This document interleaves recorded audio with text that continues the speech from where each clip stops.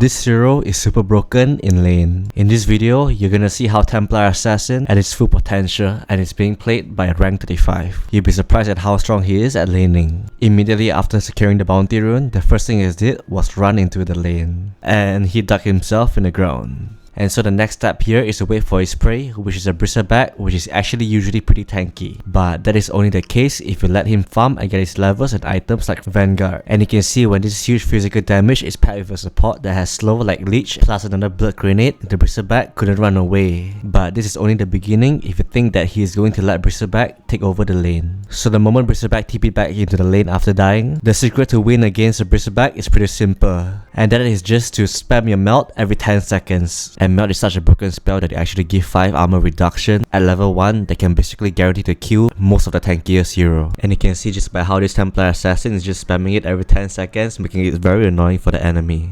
And the first item that he went is actually for boots, as it actually allows Templar Assassin to chase the enemies down and land her melt just in time, especially when paired with a disabled support like Leech that can pull people and slow them at the same time. It's pretty much a guaranteed kill from then on. And once one enemy hero is down, there is no reason to let the other hero farm, as you can see that he just harasses the bristleback from full HP in half health in just a few hits. And I know I've been saying this the whole game, but it is very crucial for you to spam melt every time it is off cooldown. It is the one and only thing you need to do to scare the shit out of your enemy. As you can see, just by harassing the enemy constantly, it pretty much guarantees you a mini objective like the Lotus, and even gold XP from the lane creeps, as the enemy is pretty much too low HP or too scared to contest for the creeps. And so the first item he eventually completed was the power threads into a Blightstone for extra armor reduction. And not to mention that his lane was too impactful that they have to actually send more people in the lane to stop him. As you can see the Ember Spirit sliding over to gank him, and at the same time he tried giving him a melt but he missed it, but you get a picture. So he ended up sacrificing his Primal Beast and Leech for the greater good. And just so you know, for this particular game, you can see the enemy core hero is actually meant to counter the Templar Assassin, as there is a natural counter like Ember Spirit that is pretty slick and is pretty much hard to kill, as he can slide a fist and remnant anywhere, which means that he has to rely on his team to pin him down.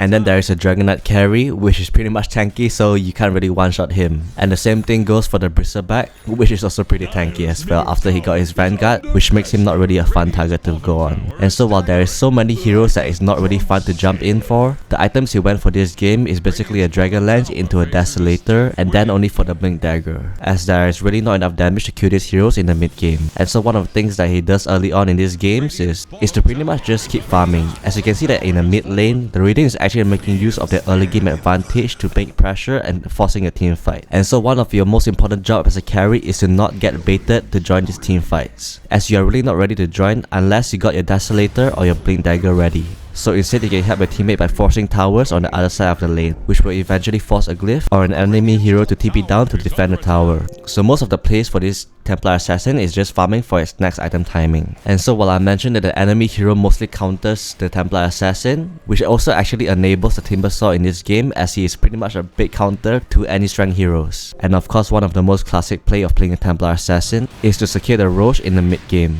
Unfortunately for this game, it doesn't really go as well, as the Radiant is pretty much a mid game lineup as well and is going to fight for this Roche. And so like and subscribe if you watched until this far, so enjoy the fight.